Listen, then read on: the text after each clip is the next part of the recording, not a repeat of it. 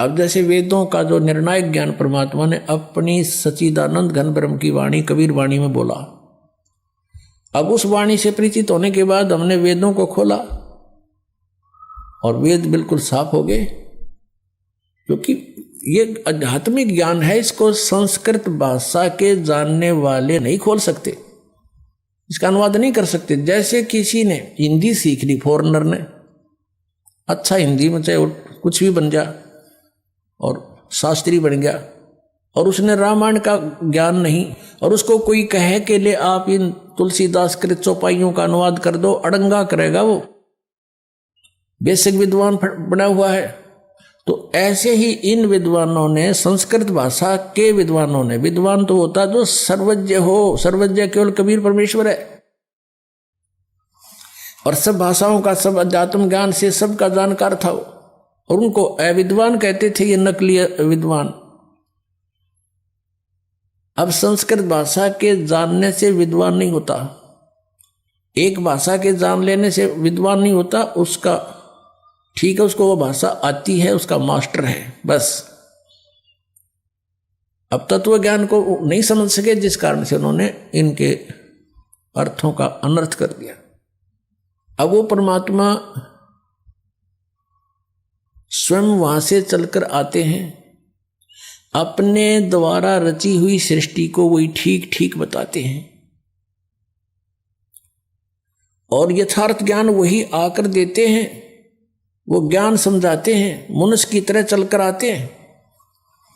अपनात्मा इस काल भगवान ने इन अज्ञानी ऋषि महर्षियों मंडलेश्वरों गुरुओं ब्राह्मणों द्वारा, ब्राह्मण का अर्थ या कोई जाति से नहीं है, ये समझना चाहिए, क्योंकि हम वेदिक ज्ञान सुनते नहीं।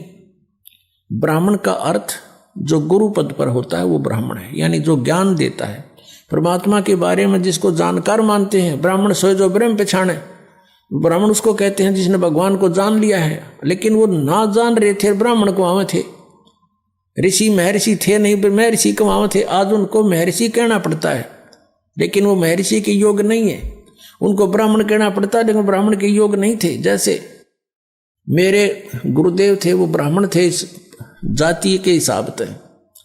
हरियाणा में गांव पैंतावास, दादरी के पास बड़ा पैंतावास और जिला भिवानी, उस बड़े पैंतावास के गांव के रहने वाले ब्राह्मण जाति हैं, लेकिन वो अपने आप को ब्राह्मण नहीं कहते थे, वो संत रामदेवानंद कहते थे, वो संत थे। और मेरे जो दादा गुरुजी थे, गुरुजी के गुरुजी, वो छावला गांव है दिल्ली में, नजफगढ़ से आगे गुड़गांव की तरफ जाते हैं, छावला ऑन रोड पड़ता है। वो छावला गांव के जाट थे, किसान, और वो काशी विद्यापीठ से 4 विषय के आचार्य बन गए। वो पंडित चिदानंद कहलाते थे, वो ब्राह्मण कहलाते थे। अब उस हमारे दादा गुरुजी का जो आश्रम बना हुआ है, गोपालपुर गांव है खरखोदा के पास, जिला सोनीपत में, उनके आश्रम के ऊपर लिखा है पंडित चिदानंद जी आश्रम। और हमारे गुरुदेव के जहां आश्रम है संत राम देवानंद जी आश्रम। तो यहां जाति से ब्राह्मण नहीं है, कर्म से ब्राह्मण के लिए कहा गया है। तो ये नकली गुरु ब्राह्मण जो गुरु पद पर थे, इनको कह का पता नहीं था, ये कहलाते थे ऋषि और महर्षि। तो ये समझ नहीं सके उस परमात्मा की अमरवाणी को। इसलिए परमेश्वर ने कहा कि ये वेद कतेब झूठे नहीं भाई, और झूठे हैं जो समझे नाही।